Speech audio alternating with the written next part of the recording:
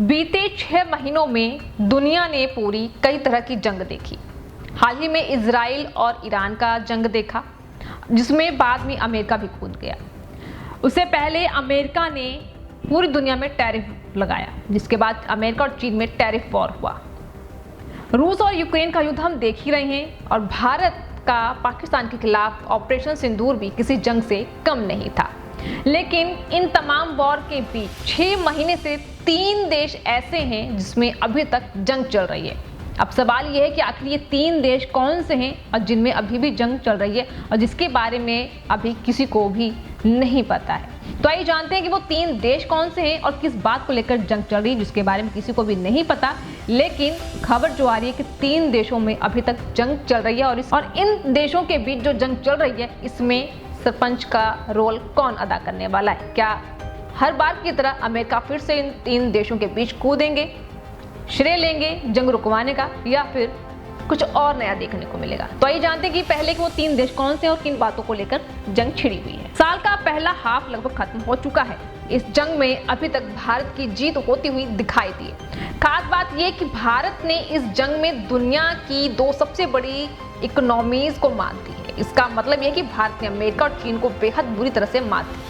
तो आइए आपको भी बताते हैं कि आखिर भारत, अमेरिका और चीन के बीच की किस तरह की जंग चल रही थी और भारत ने दोनों देशों को किस तरह से मात दी है। बीते 6 महीने से भारत, अमेरिका और चीन के बीच एक त्रिकोणीय जंग चल रही थी। जंग का कुरुक्षेत्र कोई और नहीं बल्कि शेयर बाजार था, जिसमें भारत ने बाजी मारी है। साल के पहले हाफ में भारत के शेयर बाजार ने अमेरिका और चीन के स्टॉक एक्सचेंज को धूल चटाई है, जहां एक और भारत के शेयर ने करीब 7% का इजाफा देखने को मिला।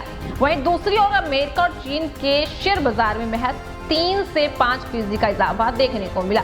इसका मतलब है कि भारत ने अपने शेयर बाजार निवेशकों को अमेरिका और चीनी बाजारों के मुकाबले में ज्यादा रिटर्न दिया है, वो भी ऐसे समय पर जब यूक्रेन रूस वॉर, ट्रंप टैरिफ, अमेरिका चीन टैरिफ वॉर, भारत का पाकिस्तान के खिलाफ ऑपरेशन सिंदूर और ईरान और इजराइल के बीच जंग चल रही थी। बीते 6 महीने यानी कि यूं की मौजूदा साल से अभी तक बॉम्बे स्टॉक एक्सचेंज के प्रमुख सूचकांक सेंसेक्स ने निवेशकों को करीब 7% का रिटर्न दिया। इसका मतलब यह है कि सेंसेक्स में बाकियों के मुताबिक अंकों में तेजी देखने को मिली। भले ही महीने के आखिरी कारोबारी दिनों में सेंसेक्स में करीब 400 अंकों की गिरावट देखने को मिली। नेशनल स्टॉक एक्सचेंज का प्रमुख सूचकांक निफ्टी में 50 मौजूदा साल में करीब 8% की तेजी देखने को मिल चुकी है। वहीं बात करें दूसरी ओर अमेरिका और चीन के बाजारों ने निवेशकों को भारत के मुकाबले में ज्यादा रिटर्न नहीं दिया। पहले बात अमेरिकी बाजार के इंडेक्स डॉ जोन्स की बात करें तो मौजूदा साल में 3.37% यानी 1427 अंकों का इजाफा देखने को मिला है, जबकि नैस्डैक कंपोजिट में 5.5% यानी